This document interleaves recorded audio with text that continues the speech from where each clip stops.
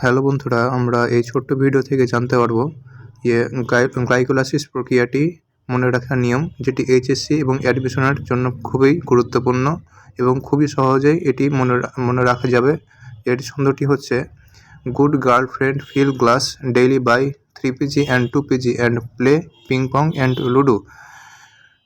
তো দেখা যাচ্ছে যে এখানে গুড থেকে হচ্ছে গ্লুকোজ এবং গার্ল থেকে হচ্ছে গ্লুকোজ 6 ফসফেট এবং ফ্রেন্ড থেকে হচ্ছে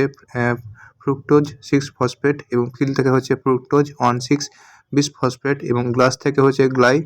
গ্লাইসিরালডিহাইড 3 ফসফেট এবং ডেডি থেকে হচ্ছে ডাইহাইড্রক্সি অ্যাসিটোনোফসফেট এবং বাই থেকে হচ্ছে 1,3-20